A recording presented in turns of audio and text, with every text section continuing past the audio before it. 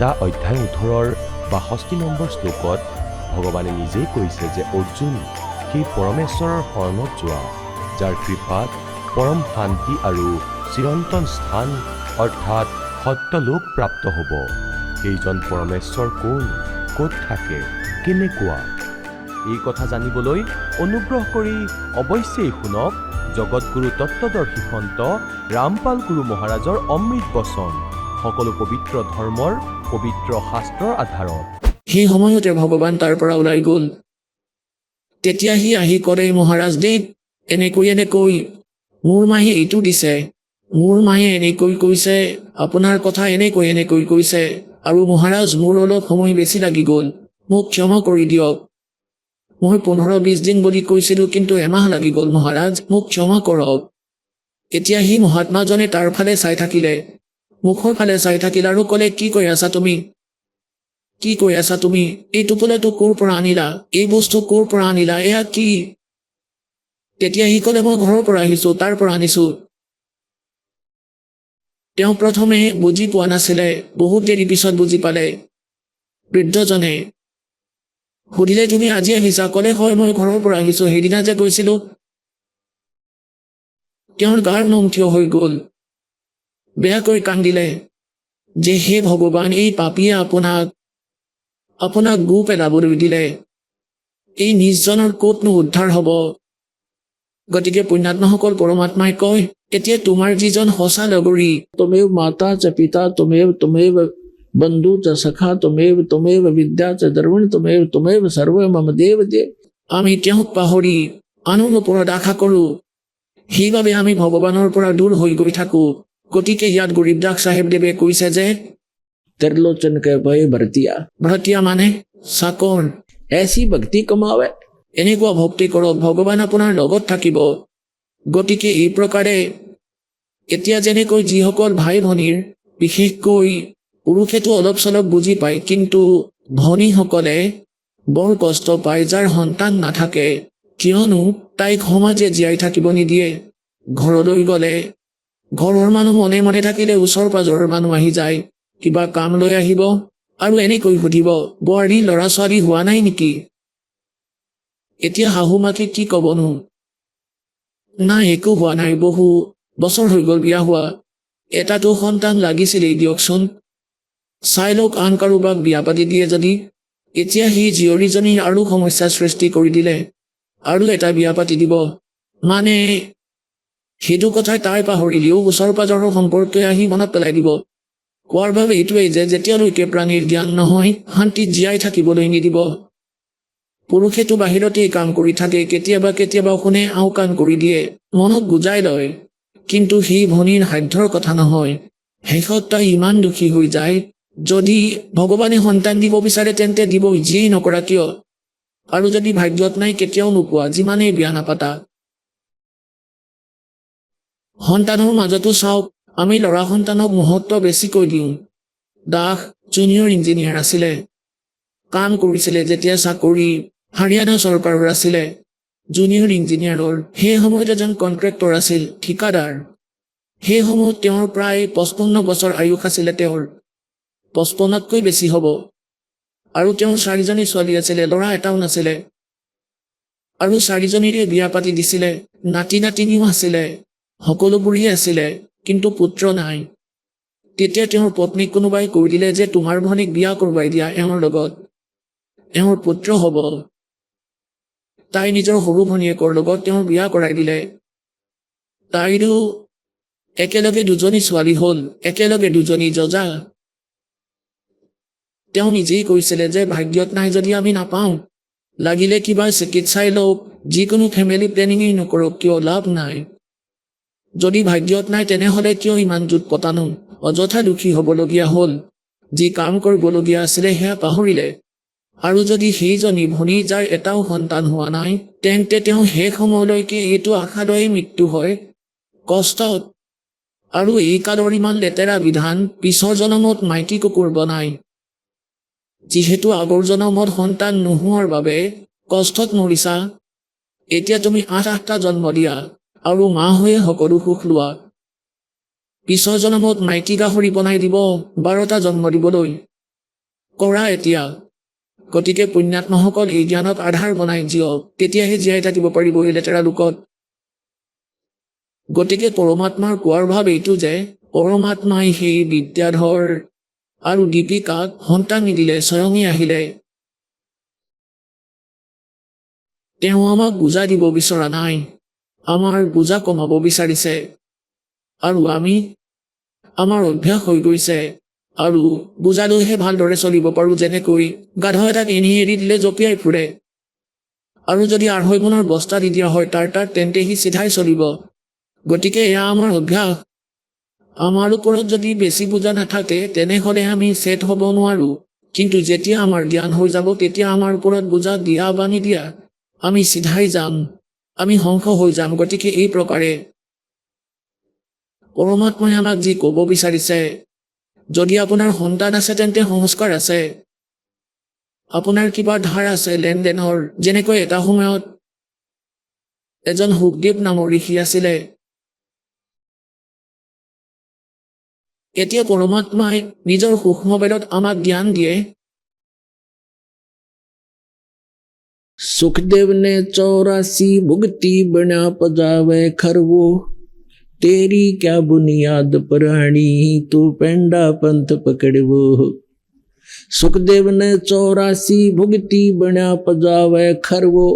এজন সুখদেৱ নামৰ ঋষি আছিল, আৰু তেওঁ গাধৰ জনীত মানে 84 লাখ জনীত কষ্ট ভুগি গাধৰ জনীও তেওঁ ভুগিলে। আৰু গাধবোৰক কুমাৰে বিশেষকৈ প্ৰয়োগ কৰে গাধবোৰক। আৰু আগতে ইটাৰ ভাটা আছিলে, যাক কিলন বুলি কয়। ইটাৰ ভাটাত তাত ইটা বনোৱা হৈছিলে। গাধবোৰে তলৰ পৰা তেতিয়া কেঁচা ইটাবোৰ লৈ গৈছিলে, আৰু ইটা ভাটাৰ ওপৰলৈ যাওঁতে 20-30 ফুট ওখ হৈ গৈছিলে। ছাইবোৰ তাতেই থৈ দিছিলে, তাৰ ওপৰতে থৈ দিছিলে কুমাৰে। ছাইবোৰ য'ত ত'ত নিয়া নাছিলে। গতিকে 30-40 ফুটমান ওপৰলৈ লৈ গৈছিলে। তাৰ পৰা পকা ইটাবোৰ আনি তৎক্ষণাত তলত থৈ দিছিলে। কঁকাল ভাঙি গৈছিল। তাৰ পিছত আহাৰ কৰিবলৈ জংঘললৈ যায় সি গাধই। গতিকে পৰমাত্মাই কয়, सुखदेव ने 84 भुगती बना पजावे खर। ঘৰ মানে গাধ।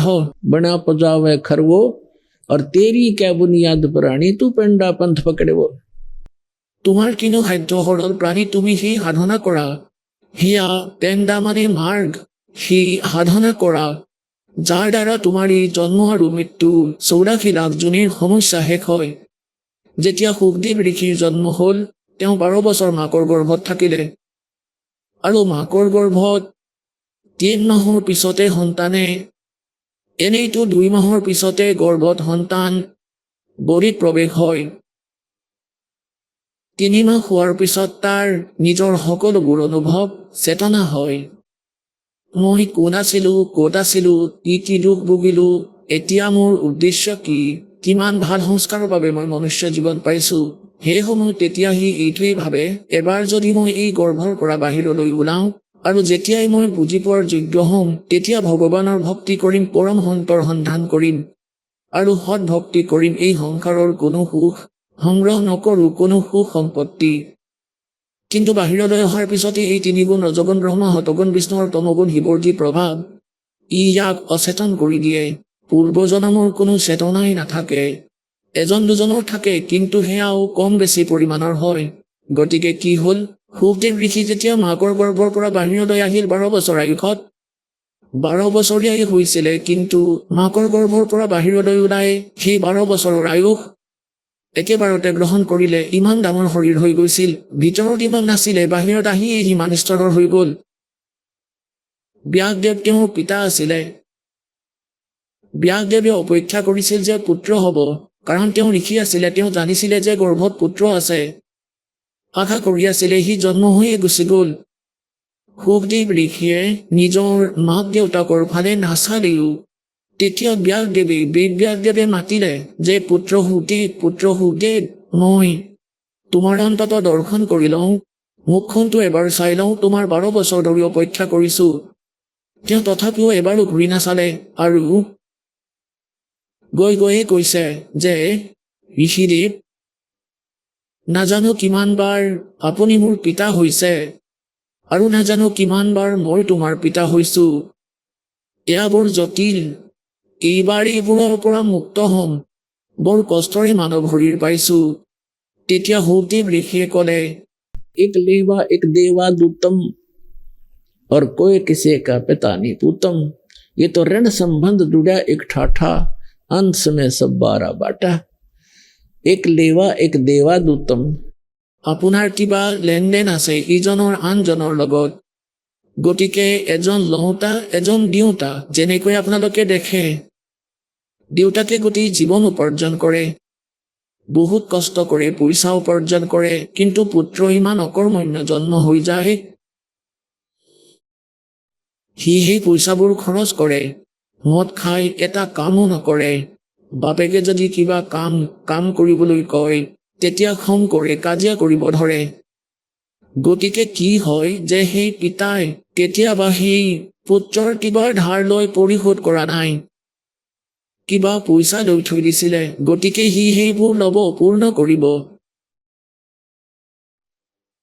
আৰু এনেকুৱাও দেখিছো যেনে ছোৱালীজনীৰ বিয়া পাতি দিলে, বহুত ধুমধামেৰে বহুত পইচা দান কৰি দিলে। কৰি যেনেকৈ কৰি আহিছে, আৰু আকৌ 6 মাহৰ পিছত ছোৱালীজনীৰ মৃত্যু হৈ যায়। গতিকে সি জোঁৱাই হৈ আহিলে, আগৰ জনমত কিবা পাব লগা আছিলে, ধাৰ আছিলে, দিবলগীয়া আছিলে। গতিকে পুণ্যাত্মাসকল, ইয়াত এইটো কথা আপোনালোকে ডাঠি লওক, এয়া কোনো নাটকৰ গান নহয়। কোনো স্বাৰ্থৰ বাবে এই কথা শুনাই থকা হোৱা নাই। এয়া পৰমাৰ্থ আৰু যথাৰ্থ জ্ঞান, এয়া গড গিভেন স্পিৰিচুৱেল নলেজ। ইয়াৰ ওপৰত 100% বিশ্বাস ৰাখক। আৰু আপোনাৰ যিবোৰ লেনদেন ধাৰ আছে, এতিয়া যেনেকৈ আমি নিজৰ স্তৰৰে কাৰোবাৰ ধাৰ মাৰিবলৈ চেষ্টা কৰোঁ, সেয়া যদি মৰিল, আৰু যদি নমৰে, আৰু যদি আমি সমৰ্থৰ শৰণ, মহাজনৰ শৰণ লৈ লওঁ, তেওঁক যদি আমি দুখৰ কথা কওঁ, তেতিয়া তেওঁ ক'ব, ঠিক আছে, মোৰ ইয়াত হাজিৰা কৰা, আৰু সেই পইচাৰে তুমি ধাৰ মাৰিবা, লৈ লোৱা। য'ত 20 জনৰ ধাৰ আছিলে, এজনেই মাৰি দিলে, কেৱল এজনৰ থাকিল। আৰু তাক দৰমহাও বেছি দি আছে, যাতে মোৰ পৰাও ক্লিয়াৰ হোৱা। গতিকে আমি এই পৰম পিতাৰ শৰণলৈ অহাৰ পিছত আপোনালোকৰ যি লেনদেন আছে, সেয়া সোনকালেই শেষ হ'ব। যেনেকৈ আজিকালি বহুত ভাল ভাল পলিচি আছে, ৰাজ্যবোৰত ছাবচিডি দি দিয়ে, 80%, 40-50%। যেনে ধৰক আপোনাৰ লোন ধাৰ আছে 1 লাখ টকা, 60,000 ক্ষমা কৰি দিলে, 40 থাকি গ'ল। আৰু কিছুমান এনেকুৱা ভাল ৰজাও থাকে, যিয়ে নিজৰ প্ৰজাৰ ধাৰেই মাফ কৰি দিয়ে, যাতে আগলৈ তুমি ভালদৰে চলা, আৰু আগৰ ধাৰ মাফ হৈ গ'ল নে মুক্ত। গতিকে এই প্ৰকাৰে এই সমৰ্থবান পৰমাত্মা কবীৰদেৱে আপোনাৰ আগৰ যি লেনদেন সকলোবোৰ ক্ষমা কৰি দিব। আৰু আপোনাৰ যি পুত্ৰ পুত্ৰী হৈছে, পিতা হৈ আহিছে, পত্নী হৈ আহিছে, পুত্ৰ পুত্ৰী হৈ আহিছে, তেওঁলোকৰ সংস্কাৰৰ যিবোৰ ধাৰ, সেয়া মালিকে ক্ষমা কৰি কেঞ্চেল কৰি দিব। আৰু তেওঁলোককো ধনী কৰিব ভক্তিৰে, তেওঁলোকৰো একাউণ্ট পূৰ্ণ কৰি দিব, আৰু আপোনালোকক সহজেই মুক্ত কৰি দিব। গতিকে ইয়াত পৰমাত্মাই কয়, एक लेवा एक देवादूतम और कोई किसी का पिता नहीं पूतम। ये ऋण संबंध जुड़ा एक ठाठा, अंश में सब 12 बाटा। গতিকে কোৱাৰ ভাৱ এইটো যে যি প্ৰসংগ চলি আছিল, সেয়া ক্লিয়াৰ কৰিবলৈ আমি তেতিয়াহে আগবাঢ়িব পাৰিম, আৰু আপোনালোকে এই মাৰ্গত তেতিয়াহে ৰাখিব পাৰিম, যেতিয়া আপোনালোকৰ সকলো আশংকা দূৰ হ'ব। গতিকে ইয়াৰ পৰা আপোনালোকৰ সকলো আশংকা দূৰ হৈছে চাগে। যদি সন্তান আছে, তেন্তে বেয়া নহয়, সেয়াতো আপোনালোকৰ সংস্কাৰ জড়িত হৈ আছে, আপোনালোকে নিবিচাৰিলেও হ'ব। আৰু যাৰ সংস্কাৰ নাই, তেওঁলোকে বিচাৰিলেও নহ'ব। গতিকে আমি বিচৰাটো নাটো হ'ব, নাইবা নিবিচাৰিলে নহ'ব। এইটো ভুল আমাৰ হৈয়ে আছিলে, যে আমি কষ্ট কৰি ঘৰ বনালো, কষ্টটো হাজিৰা কৰা মানুহে বেছিকৈ কৰে। কিন্তু মহাজনজনেতো দোকানতে বহি থাকে, হাজিৰা কৰাজনে গোটেই দিনটো কষ্ট কৰে, আৰু সি 100 টকা যেনে তেনে পায়, 200 টকা, আৰু সি মালিকজনে 5,000, 10,000 সদায় গণি লৈ যায়। গতিকে কষ্টও কৰিব লাগিব, কিন্তু কেৱল কষ্টৰে কাম নহ'ব, পৰমাত্মা লগত থাকিলেহে কষ্ট সফল হ'ব, অলপতেই বেছি লাভ হ'ব। আপোনালোকক কৈছিলোঁ, এটাটো হাতেৰে আটা পিহে, পিহনাৰে, আৰু যদি পাৱাৰৰ কানেকশ্যন হয়, পিহনা লগাই লয় পাৱাৰ থকা হাত লগাব নালাগে, তেতিয়া ছুইচ টিপিলেই হ'ল। 1 মিনিটতে সকলোবোৰ পিহা যায়। গতিকে পাৱাৰেৰে যিবোৰ কাম হ'ব, হাতেৰে কৰিলে কম হ'ব। সেইবাবে পৰমাত্মাৰ পাৱাৰৰ কানেকশ্যন আপোনালোকে পালে, তেতিয়া আপোনালোকৰ যি সাধাৰণ সংস্কাৰ, সেয়া বহুত ভালদৰে পৰমাত্মাই পাতল কৰি সেয়া নিজেই বহন কৰিব। পৰমাত্মাৰ পাৱাৰেৰে সকলো ঠিক হ'ব। গতিকে আমি সেই পাৱাৰ পোৱা নাছিলোঁ। আমি এই নকলি যিমানবোৰ ডুপ্লিকেট পাৱাৰ হাউচ আছিল, ওপৰৰ পৰাতো সেয়া বহুত এনেকুৱাই সকলো ছিষ্টেম দেখা পোৱা যায়, কিন্তু পিছফালৰ পৰা সেই কানেকশ্যন নাছিলে। সেইবাবেই যি তাৰ পৰা পাৱাৰ, নকলি ডুপ্লিকেট পাৱাৰ হাউচৰ পৰা যিসকলে বিজুলী কানেকশ্যন লৈ থৈছিলে, তেওঁলোকৰ ঘৰত পাৱাৰে কাম কৰা নাই। গতিকে যিমানবোৰ নকলি পন্থ আছে, সন্ত আছে, এই সকলোবোৰ ডুপ্লিকেট, এওঁলোকৰ পিছত কানেকশ্যন নাই। উদাহৰণস্বৰূপে যেনেকৈ এই ৰাধা স্বামী পন্থ আগ্ৰাৰ পৰা চলিছে, তাৰ পৰাই ব্যাসত, তাৰ পৰাই ধন ধন সদগুৰু সচ্চা সদা শীৰ্ষাত, তাৰ পৰাই জয়গুৰুদেৱ পন্থ, তাৰ পৰাই জনৌদৰ ভিতৰত বিভানীৰ তাৰাচন্দ্ৰ পন্থ, তাৰ পৰাই এয়া ঠাকুৰজী মহাৰাজ, এই সকলোবোৰ তাৰ পৰাই চলিছে। আৰু শিৱদয়াল দেৱৰ কোনো গুৰু নাছিলে, মানে শিৱদয়াল দেৱকে এওঁলোকে সেয়া মানি আছিলে পাৱাৰ হাউচ। আৰু সেই পাৱাৰ হাউচক আগলৈ কানেকশ্যন লাগিছিলে থাৰ্মেল প্লাণ্টৰ পৰা। যদি থাৰ্মেল প্লাণ্টৰ পৰা কানেকশ্যন পোৱা নাই, পাৱাৰ হাউচ যিমানেই সজাই নোলোৱা কিয়, যিমান ভালেই ইনষ্ট্ৰুমেণ্ট নাৰাখা কিয়, সেয়া ইউজলেছ। গতিকে থাৰ্মেল প্লাণ্টৰ পৰা তাৰ কানেকশ্যন নাছিলে, মানে আগলৈ তাৰ কোনো গুৰু নাছিলে। যি কাৰণত যিমানবোৰ সেয়া অনুগামী আছে ৰাধা স্বামী পন্থৰ, ধনধন সদগুৰুৰ পৰা, সচ্চা সদা শীৰ্ষা আৰু জগমাল বালিৰ, য'ত তেওঁলোকৰ সৰু ডাঙৰ ব্ৰাঞ্চ বনোৱা হৈছে, সেই সকলোৱে বুজি পাব লাগে যে যিহেতু পিছফালৰ পৰা পাৱাৰ হাউচৰে কানেকশ্যন নাই, থাৰ্মেল প্লাণ্টৰ পৰা, তেন্তে আগলৈ লাইট নাহে, সপোনতো নাহে। আৰু পৰমাত্মা স্বয়ং আহিল কবিৰ চাহেব, তেওঁ থাৰ্মেল প্লাণ্ট হৈও পাৱাৰ হাউচৰ ৰোল কৰিলে, আৰু এটা গুৰু পৰম্পৰা বনাই তেওঁ আগবাঢ়িলে, যাতে অহা সময়ত এই কালৰ দূতে ভ্ৰমিত নকৰক যে কবিৰ চাহেবে ক'তনো গুৰু বনাইছিলে। কাৰণ কবিৰ চাহেবক আমি ভগৱান বুলি মনা নাছিলোঁ। তেওঁ ভগৱানটো হয়েই, কিন্তু তেওঁ মৰ্যাদা পুৰুষোত্তম হয়। আটাইতকৈ শ্ৰেষ্ঠ ভগৱান যিয়ে আটাইতকৈ বেছি মৰ্যাদা ৰাখে, আৰু মৰ্যাদাৰে ইয়াত সকলোবোৰ কাম হয়। গতিকে দাসৰ কোৱাৰ ভাৱ এইটো যে যিটো সময়ত আপুনি কবিৰ চাহেবৰ এই কানেকশ্যন পাব, ইয়াৰ পৰা উপদেশ দীক্ষা পাব, তাৰ পিছত পুণ্যাত্মাসকল আপোনালোকে চাব, আপোনালোকে ভাবিবও নোৱাৰিব, আমিতো শুনিছিলোহে ভগৱানে এনেকুৱা কৰে, এনেকুৱা কৰিব পাৰে। আপুনি সদায় দেখা পাব, আপুনি যদি কাৰোবাক কয়, তেন্তে তেওঁ বিশ্বাস কৰিব নোৱাৰিব যে এওঁ মিছা কৈছে, আৰু আপুনি সকলো সঁচা ক'বও নোৱাৰিব, কাৰণ শুনাজনে ভাবিব আপুনি মূৰ্খ বনাই আছে। আপোনাক ইমান সুখ দিব কবিৰ ভগৱানে সঁচা বুলি মানক। আপোনালোকে যদি পৰমাত্মাৰ লাভ শীঘ্ৰেই পোৱা নাই, দুই এজনটো এনেকুৱা হয়, নাম লৈ যায়, দ্বিতীয়বাৰ তৃতীয়বাৰ আহি কয় যে মোৰ এনেকুৱা লাভ হৈছে, এনেকুৱা সুখ পালো, আৰু আন ভগত লাগি আছে তেওঁলোকে সকাহ পোৱা নাই। তাৰ দুটা কাৰণ আছে। এটা কাৰণ এইটো হয়, পৰমাত্মাই কয় धीरे धीरे रे मना, धीरे सब कुछ होवे, माली सींचे 100 घड़ा, ऋतु आए फल होवे। धीरे धीरे रे मना, और धीरे सब कुछ हो, माली सींचे 100 घड़ा, और समय आने पर फल हो। ধৰক আমৰ পুলি লগালে কোনোবাই, মালিয়ে যেনেকৈ পুলি লগায় বাগিচাত, ইয়াৰ দ্বাৰাই আপোনালোকক বুজাব বিচাৰিছে পৰমেশ্বৰ কবিৰদেৱে যে হে মন, এতিয়া লাহে লাহে সকলোবোৰ কাম হ'ব। যেনেকৈ এজন মালিয়ে পুলি ৰুলে, আমৰ পুলিডাল সৰু থাকে, তাত বহুত ঘটি পানী দিয়া হয়, মানে 10 বছৰ 5 বছৰ, আজিকালি সোনকালে ডাঙৰ হয় 4-5 বছৰ ধৰক। আগতে 10 বছৰ, প্ৰায় 10-12 বছৰৰ পিছত আমৰ ফল, গছ ডাঙৰ হয় আৰু ফলেৰে ভৰপূৰ হৈ পৰে।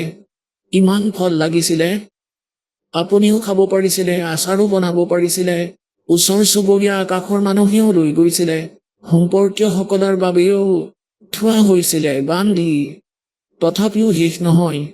গতিকে পৰমাত্মাই কয়, এই ভক্তিৰূপী আমৰ গছত এতিয়াহে ৰুইছে আপুনি, বীজ পুতিছে, নাম লৈছে, ইয়াক সময় দিয়ক অলপ, ইয়াক প্ৰফুল্লিত হ'ব দিয়া, ডাঙৰ হ'ব দিয়া, তাৰ পিছত চাব ইমান সুখ দিব আপোনাক ভগৱানৰ এই মাৰ্গে। আপোনালোকক কেতিয়াবা নোখোজাকৈয়ে দিব, আপুনি ভাবিবই নোৱাৰিব, ইমানেই সুখ দিব। এতিয়া আনটো কাৰণ কওঁ। দ্বিতীয় কাৰণ এইটো বুলি কৈছে যে যেনেকৈ এটাটো তৎক্ষণাত আৰাম পালে আৰু আনটোত 2 মাহ 4 মাহ বছৰো লাগি যাব পাৰে, কিন্তু হ'বই গেৰাণ্টি, সঁচা বুলি মানি লোৱা। এতিয়া কি কয়, যেনেকৈ এটা ৰোগী, এতিয়া দুজন একে ৰোগতে গ্ৰস্ত হৈছে, দুয়োজনৰে একেই বেমাৰ হৈছে। এতিয়া ডক্তৰে এজনক কৈছে এতিয়া তোমাৰ আৰম্ভহে হৈছে, সেইজন মানুহে 2 পালি ঔষধ খায়ে ভাল পাই যাব। এতিয়া আনজনক কৈছে তোমাৰ বহুত দেৰি হৈ গ'ল, তোমাৰ বেমাৰ পুৰণা হৈছে, সময় লাগিব। এতিয়া সি 2 মাহ 3 মাহত ভাল হ'ব, যিহেতু কাৰ্যকৰী ঔষধ পাইছেই, গতিকে সি 1 মাহ 2 মাহত ভাল পাব। এতিয়া আন এটা উদাহৰণ দিওঁ, ধৰক আপোনাৰ এখন কাপোৰ কম লেতেৰা হৈছে, কুৰ্তা পায়জামা, এতিয়া সেইযোৰ এবাৰ চাবোন লগালেই চাফা হৈ যাব। আনযোৰ বেছি মলি হৈ গৈছে, সেইযোৰ 2 বাৰ 3 বাৰো ধুবলগীয়া হয় আৰু ড্ৰাই ক্লিনো কৰাবলগীয়া হ'ব পাৰে, তেতিয়াহে চাফা হ'ব। গতিকে আমি যুগ যুগ ধৰি নিজৰ অন্তঃকৰণক মলিন কৰি থৈছোঁ, তাতেও বহুত সংস্কাৰ জমা হৈ আছে, তাৰ পৰাই অংকুৰিত হয়। এতিয়া ভগৱানৰ ভক্তি পাইছে, আপুনি চাবোন আৰু তেল পাইছে সৎ সাধনাৰ, এতিয়া আৰম্ভ কৰা। কাৰোবাৰ এবাৰতেই ঠিক হৈ যায়, কাৰোবাৰ কিছু সময় লাগে, কিন্তু হ'ব নিশ্চয়। और तीसरा कारण ये है कि क्या बताते हैं, सतगुरु के दरबार में कमी कहे की ना, हंसा मौज निपावता तेरी चूक चाकरी माँ। এই সঁচা দৰবাৰত, এই কবিৰ পৰমেশ্বৰৰ দৰবাৰত, পৰমাত্মাৰ শৰণত কোনো বস্তুৰে অভাৱ নাই। এই কবিৰ পৰমাত্মাৰ শব্দকোষত, ডিক্সনাৰীত ইম্পচিবল ৱৰ্ডটো নাই। তেওঁৱেই সেই সমৰ্থবান পৰমাত্মা। कहते मासा घटे न तिल बधाए विद ना लिखे जो लेख, और सच्चा सतगुरु मेट कर ऊपर मारे बेख। এতিয়া আপোনালোকৰ ভাগ্যত, আৰম্ভণিত, কপালত যি লিখা আছে, সেয়া কোনেও সমাপ্ত কৰিব নোৱাৰে, সেয়া আপুনি ভুগিবই লাগিব। কোনে কৰিব নোৱাৰে? যেনে শ্ৰী ব্ৰহ্মা, শ্ৰী বিষ্ণু, শ্ৰী শিৱদেৱ আৰু এই ব্ৰহ্ম, যাক ক্ষৰ পুৰুষ বুলি কয়, আৰু পৰব্ৰহ্ম অক্ষৰ পুৰুষ, এওঁলোকেও আপোনালোকৰ প্ৰাৰব্ধত কপালত লিখাখিনি মুচিব নোৱাৰে, ভাগ্য সলনি কৰিব নোৱাৰে। সুখ আছে যদি সুখ পাব, দুখ আছে যদি দুখ পাব। আৰু যে আপোনালোকে পুণ্য পাপ কৰি আছে, সেয়া বেলেগকৈ সংগ্ৰহ হৈ থাকিব। যেনেকুৱা কৰ্ম কৰিব তেনেকুৱাই পাব। আৰু পৰম অক্ষৰ ব্ৰহ্ম, পৰম সত্য পুৰুষ কবিৰ ভগৱানৰ শৰণলৈ যেতিয়া আহিব, আপোনাৰ এই পাপ কৰ্মবোৰো নাশ কৰা হ'ব, বাকী ভালখিনি থাকি যাব আৰু আগলৈ ভালেই হৈ থাকিব। এতিয়া আগতে যেনেকৈ কৃষকসকলে এই ঔষধ পোৱা নাছিলে, এতিয়া ঔষধৰ আৱিষ্কাৰ হৈছে, ডিস্কভাৰী হৈছে যে এনেকুৱা ঔষধ দিলে খেতিৰ ঘাঁহ নাশ কৰি দিয়ে, কিন্তু শস্যবোৰ সুৰক্ষিত হৈ থাকে। গতিকে সেই ঔষধ বিদ্যমানটো আছিলেই, সেই গুণ মেটেৰিয়েল থকা পদাৰ্থবোৰ আছিলেই, কিন্তু সেই বনোৱাজন নাছিলে। এতিয়া বনোৱাজন আহিল, তেওঁ বনালে। গতিকে এই প্ৰকাৰে পৰমেশ্বৰ কবিৰ দেৱে এই ঔষধ আগতেই বনোৱা হৈছিলে, কিন্তু আমাৰ কবিৰপন্থীসকলেও ইয়াক বুজি নাপালে, যি কাৰণে আমি এতিয়ালৈকে সেই কৰ্মফলেই ভুগি থাকিলো। এতিয়া এই দাসক দি দিলে সেই ঔষধ, যিয়ে আপোনালোকৰ পাপ নাশ কৰিব পাৰে। আপোনালোকৰ কিয়নো দুখ পাপৰ পৰাই হয়, যিবোৰ কষ্ট হয় সেয়া পাপৰ কাৰণেই হয়, পাপবোৰ নাশ হৈ যাব এই ভক্তিৰ পৰা। গতিকে কষ্ট ক'ৰ পৰা আহিব? যিহেতু কাঁইটে বিন্ধিলে কষ্ট পায়, খেতিত যেতিয়া কাঁইট থকা ঘাঁহ বন গজে, সেই ঔষধেটো আগতেই সেইবোৰ শেষ কৰি দিব। আৰম্ভণিতেই ডাঙৰবোৰকতো জ্বলাই দিব, গলাই দিব, কাইতেই নাথাকিব। গতিকে হানি ক'ৰ পৰা হ'ব, কষ্টও নাপাব। এই প্ৰকাৰে পুণ্যাত্মাসকল এই সমৰ্থবানৰ শৰণলৈ আহিলে কোৱা হয় कि सतगुरु के दरबार में कमी काहे की ना, और हंसा मौज नहीं पावता तेरी चूक चाकरी में। এতিয়া কোৱাৰ ভাৱ এইটো যে যদি আপুনি লাভ পোৱা নাই তেন্তে আপোনাৰ মৰ্যাদাত কিবা ভুল আছে, অথবা আপোনাৰ শ্ৰদ্ধা সঠিক হোৱা নাই, আপোনাৰ কৰ্মত ভুল আছে, আপোনাৰ শ্ৰদ্ধা সেৱা ভক্তিত কিবা ত্ৰুটি হৈছে। বিচাৰ কৰক, যেনেকৈ এডাল বিজুলীৰ খুঁটাৰ পৰাই এটাই ট্ৰান্সফৰ্মাৰৰ পৰা আৰু 10, 20, 50 ঘৰে পৰিয়ালে কানেকশ্যন পাই আছে, আনৰ ফেন চলি আছে, মটৰ চলি আছে, কুলাৰ চলি আছে, আৰু এজনৰ চলা নাই, তেন্তে তেওঁৰ কিবা কানেকশ্যন লুজ আছে অথবা কটা গৈছে কিবা কাৰণত। সেয়া ভেৰিফাই কৰক যে কি কাৰণত কানেকশ্যন কাটিছে। আমাৰ ঘৰত কিয় বিজুলী অহা নাই? যদি বিজুলী আহিছে তথাপিও চলা নাই, তেন্তে আপোনাৰ ফেন বা কুলাৰত কিবা ডিফেক্ট আছে, আপোনাৰ ফিটিঙত ডিফেক্ট আছে, ঠিক কৰাওক। গতিকে এই প্ৰকাৰে এই পৰমাত্মাৰ পৰা উপদেশ দীক্ষা লোৱাৰ পিছত আপোনালোকে মৰ্যাদা নিশ্চয় পালন কৰক। কবি চাহেবে কয়, जब तक हंसा हमरी आना, काल लगे ना तेरा बाणा। पग पग पर यो तक तक मारे, काल अचानक बाना। এতিয়া কি কৈছে যে এই কাল পদে পদে হঠাৎ দুৰ্ঘটনা ঘটাই দিয়ে, কিবা হানি কৰি দিয়ে। যেতিয়া ইয়াৰ সংস্কাৰ হানিৰে হয় আৰু যেতিয়া আমি পৰমাত্মাৰ শৰণলৈ আহিম আৰু মৰ্যাদাত থাকিম, তেতিয়া পৰমাত্মাই কয়, जब लग हंस हमरी आना, যেতিয়ালৈকে পুণ্যাত্মা ভগত সংখ্যই আন মানে মৰ্যাদাত, আন কামে মোৰ মৰ্যাদাত থাকিব। और तब लग लगे न तेरा बाना। কালক কৈছে যে সেই কাল যেতিয়ালৈকে সংখ্য মোৰ মৰ্যাদাত আছে তুমি এটেক কৰিব নোৱাৰা। গতিকে আমি মৰ্যাদা বহুত মহত্ব দিব লাগিব। এতিয়া পৰমাত্মাই কি কৈছে যে যেনেকৈ এই মৰ্যাদা আপোনালোকৰ বাবে ইমানেই কম্পালচৰি, দাসে আপোনালোকক যি নিয়ম কয়,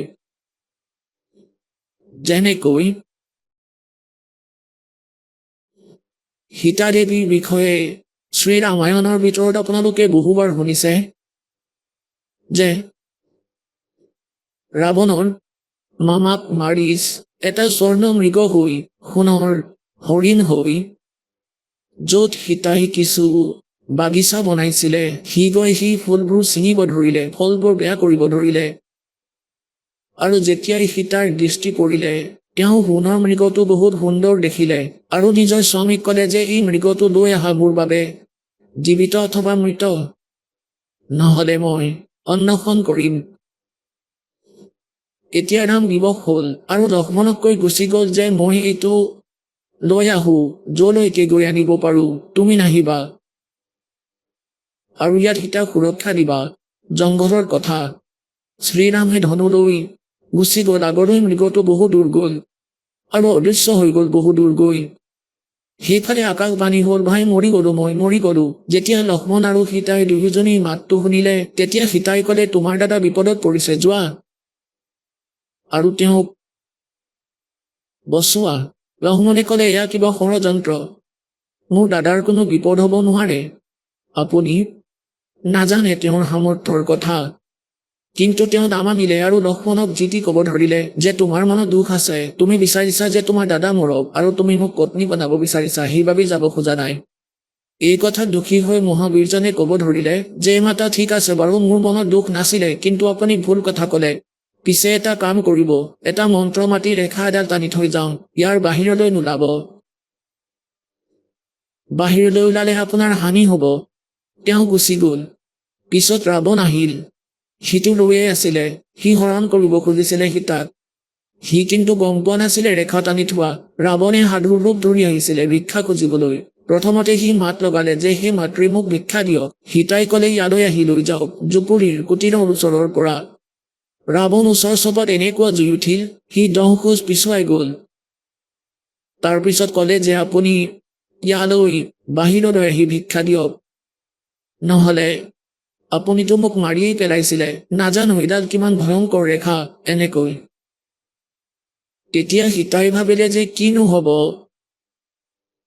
আটাখিনি দি উভতিয়ে আহিম, ভিক্ষা দি মই এতিয়াই আহিম। যেতিয়া তেওঁ অলপমান বাহিৰলৈ গ'ল, ৰেখাৰ তাৰপিছত হাতত ধৰি কান্ধত উঠাই ল'লে, লংকাত পেলাই দিলে গৈ। এতিয়া লক্ষ্মণটো মূৰ্খ নাছিল, ইয়াৰ পৰা বাহিৰলৈ যে ওলাব দিয়া নাছিল, হানি হ'ব বুলি কৈছিল। তেওঁ পাগল নেকি?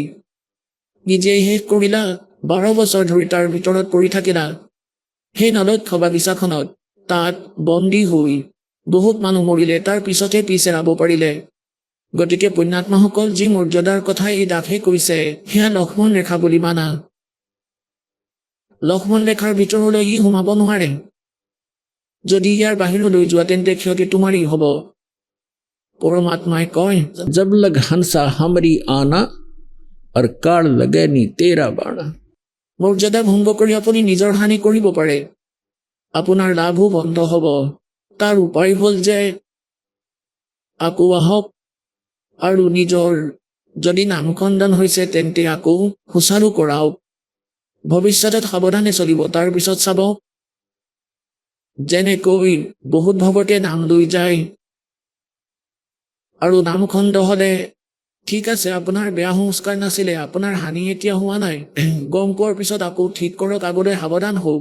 আৰু বহু ভকত এনেকুৱাও আছে, নাম লোৱাৰ পিছত নাম খণ্ডিত হ'লে যদি সংস্কাৰ কিবা ভুল থাকে, নাম খণ্ডিত হোৱাৰ পিছত মানুহে কোৱা আৰম্ভ কৰে যে এওঁতো নাম লৈ আহিছিলে, চাওক ইয়াৰ হানি হৈ গ'ল। কিন্তু তেওঁলোকে নাজানে আৰু ভকতে নিজেও নাজানে যে লক্ষ্মণ ৰেখা পাৰ কৰিছে, সেইবাবে হানি হৈছে, নহ'লে হ'বই নোৱাৰে, নহ'লে ভগৱানৰ বিধানেই ফেল হৈ যাব। সেইবাবে আপুনি সাৱধান হৈ চলিব লাগিব। এতিয়া পৰমাত্মাই কি কয়, 100 वर्ष सतगुरु की पूजा, 100 वर्ष सतगुरु की पूजा, एक दिन आन उपासी, वो अपराधी आत्मा पड़े काल की फांसी। 100 वर्ष तो सतगुरु की पूजा। 100 বছৰ সদগুৰু মানে গুৰুদেৱৰ অনুসাৰে সাধনা কৰি থাকিলে আৰু এদিন আন উপাসনা কৰিলে, আন শাস্ত্ৰবিধি ত্যাগ কৰি মনৰ মতে কৰা আচৰণ সেয়া কৰিলে, যি আগতে কৰিছিলে আপুনি। কোৱা হয় वो अपराधी आत्मा फिर पड़े काल की फांसी। এতিয়া কি হ'ব, কিমান বেয়া হ'ব আপোনাৰ লগত। যেনে ধৰক আপুনি দীক্ষা ল'লে, 1 বছৰ 2 বছৰ 3 বছৰ আপুনি সাধনা কৰিলে, তাৰপিছত এনেকুৱা কিবা হ'ল, আপোনাৰ নাম খণ্ডন হৈ গ'ল। লোক লাজৰ কথা ভাবি আপুনি নাম খণ্ডন কৰিলে আৰু আন উপাসনা আৰম্ভ কৰিলে আৰু এই পূজাবোৰ এৰি দিলে। তাৰপিছত আপোনাৰ কি হ'ব, আপোনাৰ হয়তো তথাপিও লাভ হৈ থাকিব পাৰে। আপুনি এই নাম ত্যাগ কৰি দিব, সাধনাও বন্ধ কৰি দিব পাৰে। নাম খণ্ডিত হোৱাৰ পিছতো যদি এই সাধনা কৰিও থাকে, একো লাভ নহয়। যেনে ধৰক কানেকশ্যন কাটি গ'ল, তাৰপিছত চুইচ টিপি থাকা, চুইচ অন কৰি থাকা, সকলো ফেনৰ কুলাৰৰ মটৰৰ আপোনাৰ ভ্ৰমহে হ'ব যে চলিব, কিন্তু নচলে। আপুনি নাম ত্যাগ কৰাত কানেকশ্যন কাটি যাব, এয়া অট'মেটিক ভগৱানৰ মাৰ্গ, য'ত কাৰো পৰামৰ্শৰ আৱশ্যকতা নাই। আপুনি ভাবিব পাৰে যে মই এই ভক্তিও কৰি আছো আৰু আন ভক্তিও কৰি আছো, আৰু মদ পানী খোৱাও আৰম্ভ কৰি দিলে আৰু সকলো মৰ্যাদা চেৰাই গ'ল, তথাপিও আপোনাৰ হানি হোৱা নাই। তেতিয়া আপোনাৰ মনোবল আৰু বাঢ়ি গৈ থাকিব। দুৰ্ভাগ্য এয়া। ইয়াৰ কাৰণ কি হয় যে 2 বছৰ 4 বছৰ আপুনি বিধিগতভাৱে সাধনা কৰি যি পুণ্য একত্ৰিত কৰিছে, সেয়া আপোনাৰ সঞ্চয় হ'ল, আপোনাৰ বেটাৰী চাৰ্জ হৈ গ'ল ইনভাৰ্টাৰৰ, আৰু আগলৈ চাৰ্জ শেষ হৈ গ'লে কানেকশ্যন আপোনাৰ নাই, আগলৈ আপোনাৰ লাইট নাহে, চাৰ্জাৰে কাম নকৰিব। সেই সময়তো ধৰক আপোনাৰ ফেন চলি আছে, টিউব জ্বলি আছে, কুলাৰো চলি আছে, আপোনাৰ সমস্যা হোৱা নাই। আৰু যি সময়ত সেই আগতে সংগ্ৰহ কৰা আপোনাৰ পুণ্য সমাপ্ত হ'ব, যি 4 বছৰ 3 বছৰ 2 বছৰ 5 বছৰ ভালকৈ ভক্তি কৰিছিলে এই দাসৰ পৰা উপদেশ প্ৰাপ্ত কৰি, গতিকে আপোনাৰ সেই সংগ্ৰহ কৰা পুণ্য চলি থাকিব। আৰু সেয়া ইমানো চলিব পাৰে যে হ'ব পাৰে আপুনি এই জীৱনতো কোনো দুখ নাপাব, কিন্তু আপোনাৰ ভৱিষ্যত অন্ধকাৰত থাকিব, আপোনাৰ বহুত ভয়ংকৰ হানি হ'ব। আৰু যেতিয়া আপোনাৰ পুণ্য শেষ হ'ব, সেই বেটাৰী ডিছচাৰ্জ হ'ব, ডাউন হৈ যাব, তেতিয়া চাব আপোনাৰ মূৰৰ ওপৰত ডাঙৰ ডাঙৰ দুখৰ পাহাৰ পৰিব। তেতিয়া আপোনাৰ সকলো সুবিধা শেষ হৈ যাব, কাৰণ আপোনাৰ আগলৈ চাৰ্জাৰ নাই। তাৰ বিকল্পও আছে, আপুনি আকৌ চাৰ্জাৰ লগাব লাগিব, তেতিয়াহে বেটাৰী চাৰ্জ হ'ব, নহ'লে ধ্বংস হৈ যাব। এই দাসে আগৰ পৰাই কৈ আহিছে, যেনে ধৰক আগতেতো আমাৰ জ্ঞান নাছিলে, আৰু প্ৰথমৰ পৰা চন 1994 পৰাই এই দাসে দীক্ষা দিয়া আৰম্ভ কৰিছিলে গুৰুদেৱৰ আদেশ অনুসাৰে। আৰু চন 2001 ওচৰে পাজৰে 2001 এই দাসৰ প্ৰেৰণা হ'ল যে যি জ্ঞান কবিৰ ভগৱানে আমাক দি থৈছে সূক্ষ্ম বেদ, তাৰ সৈতেতো এই দাস পৰিপূৰ্ণ হৈ আছিলে, আধাৰিত আছিলে, সেয়াই লৈ আগলৈ চলি আছিল। গুৰুদেৱে মোক কৈছিলে, গতিকে দাসৰ এটা আশা আছিলে, হৃদয়ৰ পৰা প্ৰাৰ্থনা আছিলে যে যদি আপোনালোকৰ জ্ঞান ভগৱানে যদি আমাৰ হিন্দু ধৰ্মৰ অথবা সকলো ধৰ্মৰ সদগ্ৰন্থৰ সৈতে যদি মিলি যায়, তেন্তে আপোনাৰ সন্তানসকললৈ আপোনাৰ বাৰ্তা পঠাবলৈ এই দাসৰ সুবিধা হ'ব, অন্যথা তেওঁলোকে নামানিব। কিয়নো যেতিয়ালৈকে তেওঁলোকৰ সুখ হৈ আছে, যিসকল অনুগামী হৈছিলে 1994 পৰা 2001লৈকে, তেওঁলোকেই হৈছিলে যাৰ সুখ হৈ আছিলে, এনেকুৱা সুখ হৈছিলে ভাবিবই পৰা নাছিলে। আৰু এইটোও প্ৰয়োজনীয় নহয় যে আমি যিবোৰ আশা কৰোঁ ভগৱানে সকলো পূৰ কৰক, কাৰণ সন্তানেতো এটা সাপকো ধৰিবলৈ চেষ্টা কৰে, মাক দেউতাক, বডিগাৰ্ড, অংগৰক্ষক অথবা আনে গাৰ্জেনে ধৰিব দিব জানো, টানি আনিব, উঠাই সুৰক্ষিত স্থানলৈ লৈ যাব যাতে নুখুটক। গতিকে আমাৰ কিছুমান এনেকুৱা ডিমাণ্ড থাকে, সেইবোৰ পূৰ নকৰিব, কাৰণ সেইটোৱে হানি কৰিব পাৰে। ধৰি লওক কোনোবাই বিজনেছ আৰম্ভ কৰিব খুজিছে আৰু আপোনাৰ টাৰ্গেট হৈ গৈছে যে কৰিমেই কৰিম, আৰু ভগৱানে সহযোগিতা দিয়া নাই, তেতিয়া বুজি পাব লাগে যে আগলৈ গৈ আপোনাৰ হানি হ'ব ইয়াত। কিন্তু আপোনালোক বিমুখ হৈ যায় যে মই এইবোৰ কৰিলোঁ কিন্তু একো সফলতা নাপালোঁ, সফল হ'লে আগলৈ বেছি হানি হ'লহেঁতেন তোমাৰ, সেইবাবেই তেওঁ হ'ব নিদিলে, তেতিয়া সি নাম এৰি দিব। গতিকে কোৱাৰ ভাৱ এইটো যে এনেকুৱা বহু কেইজন গুচি গ'ল যাক বহুত সুখ দিলে, কিন্তু এটা যিটো সি বিচাৰিছিলে কিন্তু ভগৱানে বিচৰা নাছিলে সেইটো দিবলৈ নিদিলে, তেতিয়া সি সুখবোৰ পাহৰি এটা দুখৰ বাবে গুচি যায়। কিন্তু এবছৰ, 2 বছৰ, 4 বছৰ যি সি ভক্তি কৰিলে, দান কৰিলে, সেৱা পাঠ কৰালে, সেয়া সংগ্ৰহ হ'ল। তাৰ পিছত সি তাৰ পৰা যোৱাৰ পিছত তাৰ সিটো কাম হওক বা নহওক, কিন্তু আনফালে উন্নতি হৈ থাকিল। গতিকে এয়া তাৰ দুৰ্ভাগ্য আছিল, সি এইটো অনুভৱ নকৰিলে যে তাৰ কানেকশ্যন কাটি গ'ল। আৰু যি পুণ্য তুমি সংগ্ৰহ কৰিলা, সেয়া এবছৰ, 2 বছৰ, 10 বছৰো চলিব পাৰে, কিন্তু আগলৈ কি হ'ব সেই জ্ঞান নাই। এতিয়া এই দাসে চাই আছে 10 বছৰ, 15 12 বছৰ হৈ গ'ল নাম ত্যাগ কৰা, 2 3 বছৰ, 4 বছৰ সাধনা কৰি এৰি গ'ল। এতিয়া আহি আছে চুচৰি বাগৰি কান্দি কান্দি যে সেই দুখ আকৌ আৰম্ভ হ'ল। আৰু মই প্ৰতিদিনে প্ৰায় সৎসংগত কওঁৱেই যে এনেকুৱা ধৰণৰ দুখ আহিবই, যিসকল গুচি যায় ইয়াৰ পৰা, এতিয়া কান্দি কান্দি আহি আছে, সেই দুখ আকৌ আৰম্ভ হ'ল। গতিকে পুণ্যাত্মাসকল, এই জ্ঞান হোৱাটো প্ৰথম কথা। যেনেকৈ শ্ৰীমদ ভাগৱত গীতা অধ্যায় নম্বৰ 4 শ্লোক নম্বৰ 33 কৈছে যে অৰ্জুন, দ্ৰব্যময় যজ্ঞতকৈ এই জ্ঞান যজ্ঞ শ্ৰেষ্ঠ। দ্ৰব্যময় যজ্ঞ হ'ল যেনেকৈ ক'ৰবাত কম্বল বিলাই দিছে, ধনৰ পৰা ধৰ্ম হয়, ক'ৰবাত ধৰ্মভোজ পাতিলে, ক'ৰবাত হস্পিটেল অথবা ধৰ্মশালা বনাই দিলে, কোৱা হয় এইবোৰ পিছত, প্ৰথমে তুমি জ্ঞান বুজি লোৱা। জ্ঞান যজ্ঞ শ্ৰেষ্ঠ। জ্ঞান যজ্ঞ মানে গীতাৰ অধ্যায় নম্বৰ 4 শ্লোক নম্বৰ 32 কৈছে যে অৰ্জুন, যি সাধনা এতিয়া মই তোমাক অধ্যায় নম্বৰ 4 শ্লোক 25 পৰা 30লৈকে কৈছোঁ, এওঁলোকে নিজৰ নিজৰ হিচাপত সকলোৱে সাধনা কৰে আৰু নিজৰ নিজৰ সাধনাক এওঁলোকে পাপনাশক বুলি ভাবে। কিন্তু সচিদানন্দ ঘন ব্ৰহ্মই নিজৰ মুখৰ পৰা কোৱা বাণী সেয়া তত্ত্ব জ্ঞান, তাক সূক্ষ্ম বেদ বুলি কওঁ আমি সন্তৰ ভাষাত। সেয়া সূক্ষ্ম বেদ, তত্ত্ব জ্ঞান, আৰু তাৰ ভিতৰত বিস্তাৰিতভাৱে সকলো জ্ঞান কোৱা হৈছে বিস্তাৰিতভাৱে। ধাৰ্মিক অনুষ্ঠান, যজ্ঞৰ তথ্য তাত বহুত বিস্তাৰিতভাৱে আছে। সেই সচিদানন্দ ঘন ব্ৰহ্ম ব্ৰাহ্মণীৰ মুখে এয়া ভুল অনুবাদ কৰিছে গীতাৰ অনুবাদকসকলে। ইয়াত লিখি দিলে বেদৰ বাণীত। বেদৰ বাণীটো গীতা হৈ গীতাৰ জ্ঞানদাতাই কৈছে সেই জ্ঞানটো ইয়াতকৈ অন্য। সেয়া ভগৱানে নিজে আহি কৈছে, নিজৰ মুখ কমলেৰে কৈছে, সেয়া তত্ত্ব জ্ঞান। গতিকে তাত কি কৈছে যে সচিদানন্দ ঘন ব্ৰহ্মৰ বাণীত, তেওঁৰ মুখ কমলেৰে উচ্চাৰিত বাণীত, অৰ্থাৎ কবিৰ বাণীত বিস্তাৰিতভাৱে কৈছে সেয়া তুমি তত্ত্বদৰ্শী সন্তৰ পৰা বুজা, সেয়া তত্ত্ব জ্ঞান। গতিকে ইয়াত ৪ৰ্থ অধ্যায়ৰ ৩৩ নম্বৰ শ্লোকত কৈছে যে দ্ৰব্যময় যজ্ঞতকৈ জ্ঞান যজ্ঞ শ্ৰেষ্ঠ। প্ৰথমতে জ্ঞান বুজা, তাৰ পিছত দান ধৰ্ম কৰিবা, নহলে এনেই অযথা মন্দিৰ বনাই দিছা, মন্দিৰৰ গুম্বজ বনাই দিছা, সেই মন্দিৰৰ কি লাভ হ'ব কোৱা? কৰবাত ধৰ্মশালা বনাই দিলা, ভাল কথা বাৰু। কৰবাত আপুনি ধৰ্মভোজ কৰি দিলা, কম্বল ভগাই দিলা, মেডিকেল বনাই দিলা, কৰবাত দমকল পুতি দিলা, ভাল কথা, কিন্তু মুক্তিটো নহল আপোনাৰ। আপুনি প্ৰথমতে নাম লওক, দীক্ষা লওক, তত্ত্ব জ্ঞান বুজক, তাৰ পিছত দীক্ষা লওক সন্তৰ পৰা। তাৰ পিছত ডক্তৰে যেনেকৈ ক'ব তেনেকৈ চিকিৎসা হ'ব।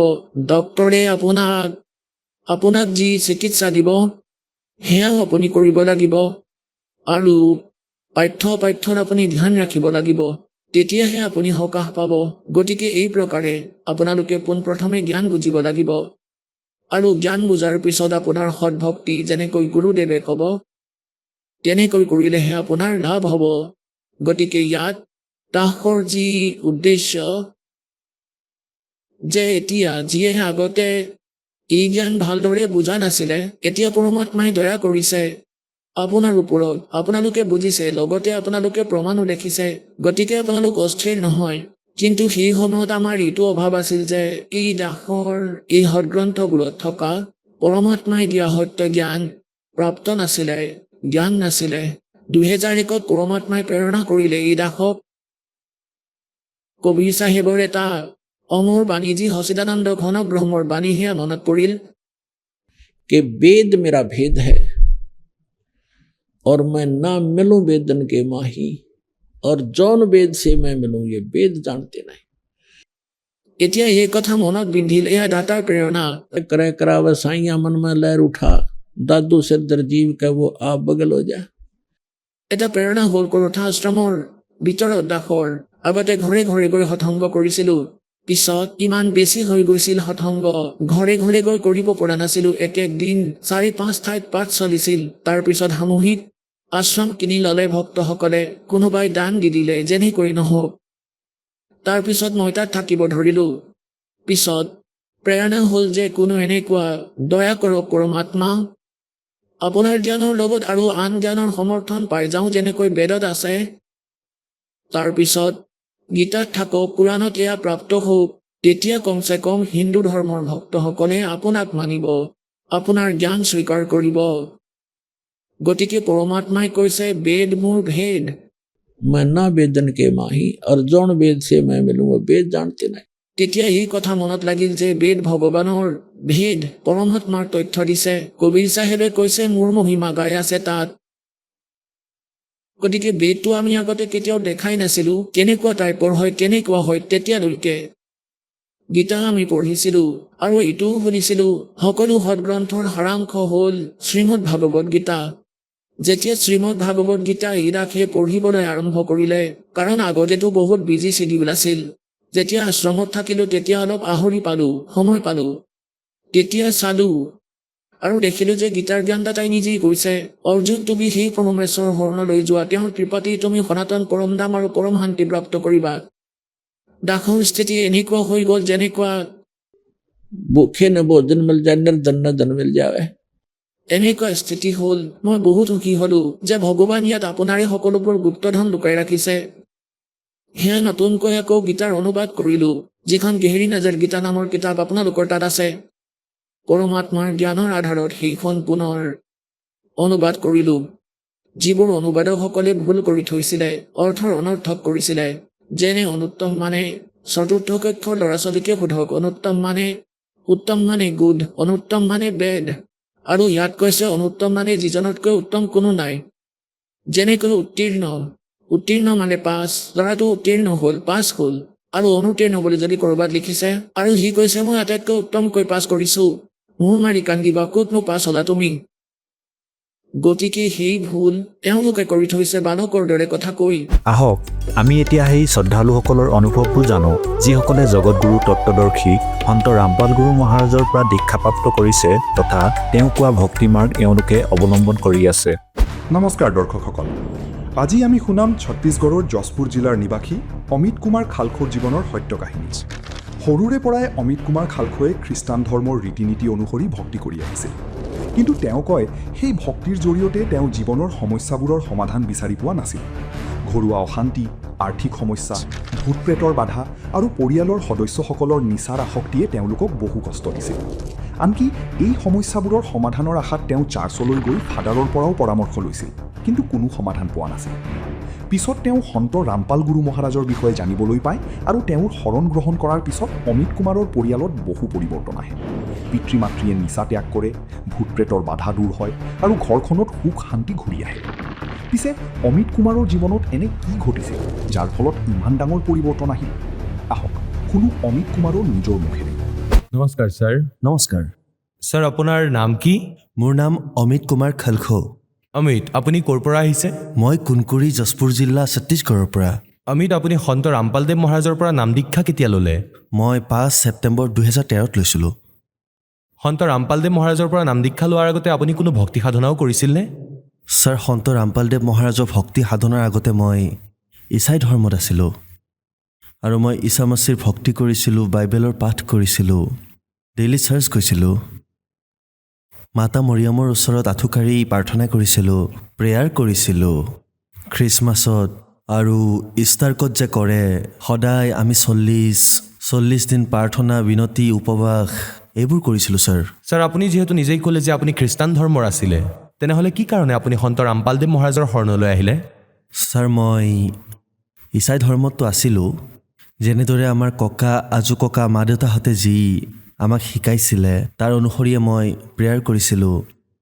ইছাই চাংঘাইত যি সভা হৈছিলে তালৈকে গৈছিলোঁ, তাতো প্ৰাৰ্থনা কৰিছিলোঁ। তাৰপিছত কিন্তু একো লাভেই নাপালোঁ, কাৰণ ইয়াত যি হয় মাছ মাংস খোৱা বোৱা এইবোৰ চলিছিলে। তাৰ পৰা কি হয়, পৰিয়ালত হাই কাজিয়া, আৰু তাৰোপৰি মোৰ ভাই ভনী আছে, তেওঁলোকৰ ওপৰত এইবোৰে বেয়া প্ৰভাৱ পেলায়। একো নিয়ম মৰ্যাদা নাছিলেই।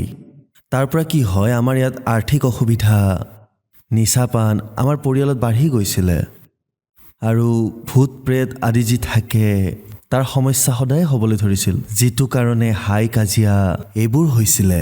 ছাৰ, আমাৰ ইয়াত কি হয় যে যি কাৰ্যক্ৰম হয় তাতে কি হয় যে মাছ, হাৰিয়া এক প্ৰকাৰৰ নিচা চাউলেৰে বনায়, সেয়া দিয়াটো এক নিয়মেই আছিল। আৰু এই যি মদ, এয়া খোৱাটো এক প্ৰকাৰৰ জৰুৰীয়ে হয়, যি কাৰণত ইয়াৰ বাবে হাই কাজিয়াটো হয়েই।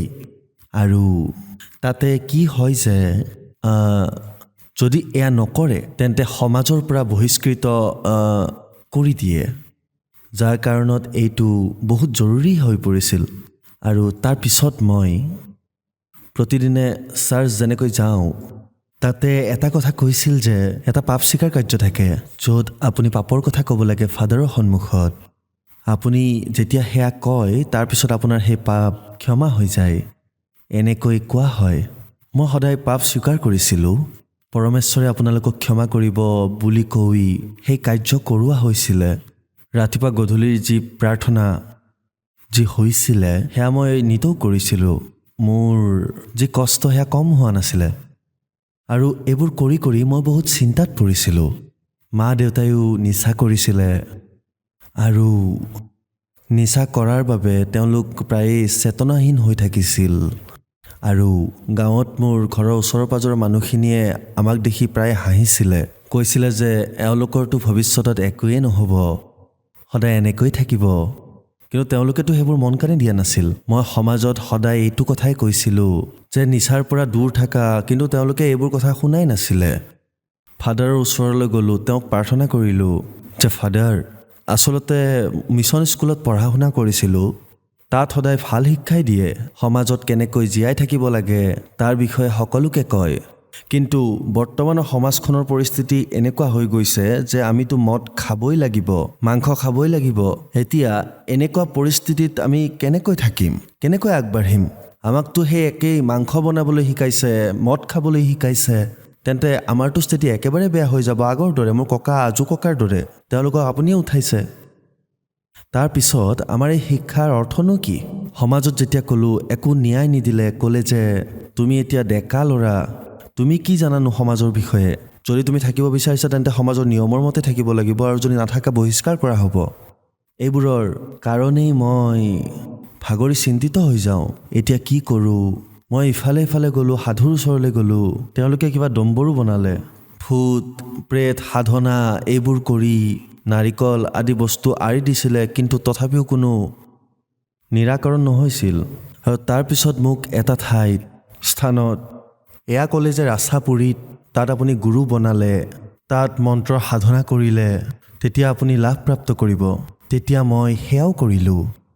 গুৰুৰ পৰা মই সেয়া লৈ ল'লোঁ, নাম দিলে। তাৰপিছত মই তেওঁৰো সেইবোৰ কৰিব ধৰিলোঁ। চাৰ্চলৈ গৈ আছিলোঁ, কোনো কথা নাই, চাৰ্চলৈ গ'লে যোৱা, কিন্তু নাম জপ কৰি থাকা, কোনো কথা নাই। এয়া কৰাৰ পিছত ভূত প্ৰেতটো আঁতৰিল, কিন্তু স্থিতি আগৰ দৰেই থাকিল। নিচা আঁতৰি নগ'ল। আৰু শেষত মই চিন্তিত হৈ ইফালে সিফালে ভ্ৰমি ফুৰি মই হাৰি গ'লোঁ। তেতিয়া মই শেষত সন্ত ৰামপালদেৱ মহাৰাজৰ চৰণলৈ গ'লোঁ এজন ভকতৰ মাধ্যমেৰে। ছাৰ, মই সতলোক আশ্ৰম বৰবালালৈ গ'লোঁ আৰু সন্ত ৰামপালদেৱ মহাৰাজৰ পৰা নাম দীক্ষা ল'লোঁ। ছাৰ, সন্ত ৰামপালদেৱ মহাৰাজৰ পৰা নাম দীক্ষা লোৱাৰ পিছত আপুনি কি কি লাভ পালে? ছাৰ, লাভ বহুত পালোঁ। যেতিয়াই মই নাম উপদেশ লৈ ঘৰলৈ উভতিলোঁ, তেওঁ দিয়া এই ভক্তি সাধনাবোৰ কৰিব ধৰিলোঁ। ছাৰ, এবছৰেই হোৱা নাছিলে, মাত্ৰ 2-3 মাহতেই মোৰ আভ্যন্তৰীণ লাভটো হ'লেই মোৰ সম্পূৰ্ণ পৰিয়ালেই সলনি হৈ গ'ল ছাৰ। আৰু ভূত প্ৰেতৰ যি বাধা আছিলে সেয়া আঁতৰিব ধৰিলে। আৰ্থিক স্থিতিও ভাল হৈ গ'ল। যেনেকৈ মা দেউতাই মদ খাইছিলে সেয়াও তেওঁলোকে বাদ দি দিলে। মোৰ ভাইটি এজন আছিলে, সিও মদ খাইছিলে আৰু তাৰ পঢ়া শুনাটো একেবাৰে মন নাছিলে, আৰু গুটখা মদ চিগাৰেট এইবোৰ খাইছিলে, সেইবোৰো এৰি দিলে।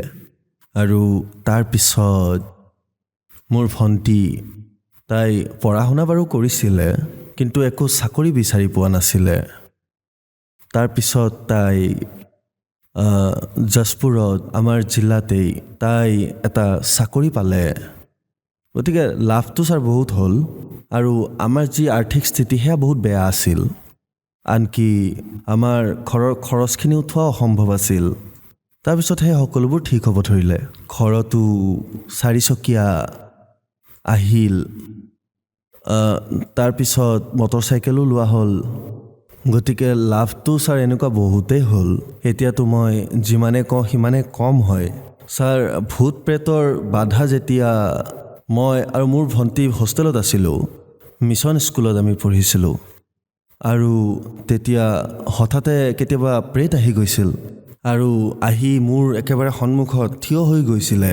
মোৰ একেবাৰে সংজ্ঞা নোহোৱা হৈ গৈছিল। আৰু তাৰপিছত মই কৈছিলোঁ যে মই এজনী বগা কাপোৰ পিন্ধা মহিলা দেখা পাইছিলোঁ। তাৰপিছত মই বাহিৰলৈ যাব বিচাৰিছিলোঁ, মাছ মাংসও খাব বিচাৰিছিলোঁ, আৰু মই আগলৈ গৈ কাৰোবাক মাৰিবলৈ মন কৰিছিলোঁ, যেন বলি দিবলৈ মন যায়। এই প্ৰকাৰে মোক সদায় প্ৰেত আত্মাবোৰে অসুবিধা দিছিলে। গতিকে প্ৰেত বাধাই এনেকৈ মাজে মাজে মোক এটেক কৰাৰ বাবে মোৰ মা দেউতাই মোক হোষ্টেলৰ পৰা লৈ আহি মোক ঘৰলৈ লৈ গ'ল, আৰু ঘৰত সাধু বেদ আদিৰ দ্বাৰা পূজা পাঠ কৰোৱাইছিলে। তথাপিও মোৰ যি এই শান্তি মই পোৱা নাছিলোঁ। অৱশেষত এইবোৰ কৰি ভাগৰি পৰাত মই ছপাৰ এজন ভগতদেৱক লগ কৰিলোঁ। তেওঁ সন্ত ৰামপালদেৱ মহাৰাজৰ বিষয়ে মোক ক'লে। সেই সময়ত মই জ্ঞানৰ কথা ইমান শুনিব বিচৰা নাছিলোঁ। কেৱল মই ঠিক হ'ব বিচাৰিছিলোঁ, সুস্থ হ'ব বিচাৰিছিলোঁ। মই গুচি গ'লোঁ। জ্ঞানৰ কথা একেবাৰে নাভাবি নিচিন্তি মই গুচি গ'লোঁ, কাৰণ মই ঠিক হ'ব বিচাৰিছিলোঁ। গতিকে তেতিয়া মই এই সকলোবোৰ কথা শুনি মই সতলোক আশ্ৰম বৰবালালৈ তালৈ মোক লৈ গ'ল আৰু তাতে গুৰুদেৱৰ পৰা নাম দীক্ষা লোৱাৰ পিছত মই ঠিক হ'লোঁ ছাৰ। ছাৰ, দেখা গৈছে যে সন্ত ৰামপালদেৱ মহাৰাজে আধ্যাত্মিক জ্ঞানৰ ক্ৰান্তি আনিছে, মানুহক সুখী কৰি তুলিছে, আৰু য'ত মেডিকেল ছায়েন্স ফেইল হৈ গৈছে তাত সন্ত ৰামপালদেৱ মহাৰাজে নিজৰ শ্ৰদ্ধালুসকলক সুস্থ কৰি আছে। ছাৰ, দৰ্শকসকলে অতি বেছিকৈ সোধা প্ৰশ্নটো হৈছে যে খ্ৰীষ্টান ধৰ্ম, ইছলাম ধৰ্ম আৰু বহুতো ধৰ্মৰ মানুহে সন্ত ৰামপালদেৱ মহাৰাজৰ সৈতে জড়িত হ'ব ধৰিছে। যেনেদৰে আপুনি খ্ৰীষ্টান ধৰ্মৰ আৰু আপুনি সন্ত ৰামপালদেৱ মহাৰাজৰ পৰা নাম দীক্ষা ল'লে, তেন্তে সন্ত ৰামপালদেৱ মহাৰাজৰ পৰা নাম দীক্ষা লৈ আপুনি কি হিন্দু ধৰ্মলৈ পৰিৱৰ্তন হ'ল নেকি? হয়, সন্ত ৰামপালদেৱ মহাৰাজে এই যে ধৰ্ম পৰিৱৰ্তন কৰোৱা হয় বুলি কোৱা হয়, সেয়া নকৰাইছিলে তেওঁ। সন্ত ৰামপালদেৱ মহাৰাজ তেওঁ এয়া কৈছিলে যে জীৱ আমাৰ জাতি, মানৱ ধৰ্ম আমাৰ হিন্দু, মুছলিম, শিখ, ইছাই কোনো ধৰ্ম বেলেগ নহয়। অৰ্থাৎ ছাৰ এনেকুৱা যে সন্ত ৰামপালদেৱ মহাৰাজ যি আমাৰ সৎগ্ৰন্থ আছে তাৰ অনুসৰিয়ে ভক্তিবিধি যি আছে, সত্য যি বিধি আছে তাৰ অনুসৰি তেওঁ সাধনাৰ কথা কয়। ছাৰ, যেনে ধৰক সন্ত ৰামপালদেৱ মহাৰাজে কয় যে পৰমাত্মা আৰু যি পিতা তেওঁ সাকাৰ, কিন্তু এই বাইবেলত যি লিখা আছে তেওঁ সাকাৰ বুলি, কিন্তু মানুহে কয় যে পৰমাত্মা সেই পিতা তেওঁতো নিৰাকাৰ হয়। বাইবেলত লিখা আছে যে তেওঁ 6 দিনত সৃষ্টি ৰচনা কৰিলে আৰু 7ম দিনত গৈ বহি বিশ্ৰাম কৰিলে। সেই পৰমেশ্বৰ আকাশত বিৰাজমান হৈ থাকে, আৰু আমাৰ ইয়াত এওঁলোকেতো তেওঁক নিৰাকাৰ বুলি কয়। গতিকে এয়া ছাৰ একেবাৰে অশুদ্ধ হয়। তেওঁৰ অনুসৰিতো একো মনাই হোৱা নাই, য'ত নেকি তাত এয়াও লিখা আছে তেওঁ আমাৰ এই পৃথিৱীত বিজুলীৰ গতিৰ দৰে তীব্ৰ গতিৰে আহে আৰু ইয়াত মানুহক আহি নিজে উপদেশ দিয়ে, এয়াও বাইবেলত লিখা আছে। কিন্তু এই যি মানুহ আছে তেওঁলোকে এই কথাটোক কয় যে তেওঁ নিৰাকাৰ হয় বুলি, তেওঁ সাকাৰ ৰূপত একেবাৰে ইয়াত আহিব নোৱাৰে, তেওঁৰ স্তুতি কৰক। আৰু সন্ত ৰামপালদেৱ মহাৰাজ যি আছে কাৰোৰে ধৰ্ম পৰিৱৰ্তনো নকৰাই, না তেওঁ হিন্দু বনায়, তেওঁ এই বাইবেলত আৰু যিবোৰ সৎগ্ৰন্থত আছে তাৰ অনুসৰি তাত থকা সমূহ সত্যকেই আমাক দেখুৱায় আৰু তাৰ অনুসৰি ভক্তি সাধনাৰ কথা কয়। ছাৰ, সন্ত ৰামপালদেৱ মহাৰাজৰ পৰা নাম দীক্ষা লোৱাৰ পিছত আপুনি বহুতো লাভ প্ৰাপ্ত কৰিলে। এতিয়া আপুনি কৈছে যে আপুনি খ্ৰীষ্টান ধৰ্মৰ, গতিকে সেইসকলক আপুনি কি ক'ব বিচাৰিব? মই তেওঁলোকক এইটোৱে ক'ব বিচাৰোঁ যে আপোনালোকে সন্ত ৰামপালদেৱ মহাৰাজৰ টিভি চেনেলত যি সৎসংগ আহে সেয়া চাওক আপোনালোকে, আৰু জীৱনৰ সুগম পথ যি পুস্তক আছে য'ত কেনেকৈ জীয়াই থাকিব লাগে, কেনেকৈ ভক্তি কৰিব লাগে, সেইখন আপোনালোকে পঢ়ক। আৰু পঢ়াৰ পিছত আমাৰ সৎগ্ৰন্থবোৰক নিজে চাওক, বুজক। হলি বুকছ, বাইবেল আৰু যিমানবোৰ ইছাই ধৰ্মত যি কিতাপ, ধাৰ্মিক পুস্তক আছে সেইবোৰ পঢ়ক আৰু মিলাই চাওক। আৰু সেয়া মিলাই চোৱাৰ পিছত আপোনালোকক কোৱা ধৰণেই ভক্তি কৰক। ছাৰ, সন্ত ৰামপালদেৱ মহাৰাজৰ পৰা নাম দীক্ষা কেনেকৈ ল'ব পাৰি?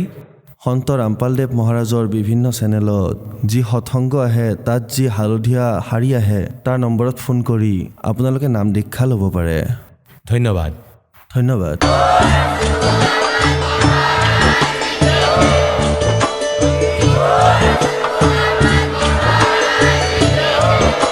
আপুনি শুনি আছিলে জগতগুৰু তত্ত্বদৰ্শী সন্ত ৰামপাল গুৰু মহাৰাজৰ মংগল প্ৰবচন।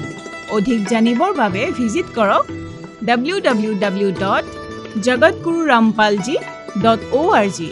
সন্ত ৰামপাল গুৰু মহাৰাজৰ শুভ আশীৰ্বাদত সমগ্ৰ বিশ্বতে 500তকৈ অধিক নাম দীক্ষা কেন্দ্ৰ আছে, য'ত সন্ত ৰামপাল গুৰু মহাৰাজৰ দ্বাৰা বিনামূলীয়াকৈ নাম দীক্ষা দি থকা হৈছে। আপোনাৰ ওচৰৰ নাম দীক্ষা কেন্দ্ৰৰ ঠিকনা জানিবলৈ সম্পৰ্ক কৰক 7082208528।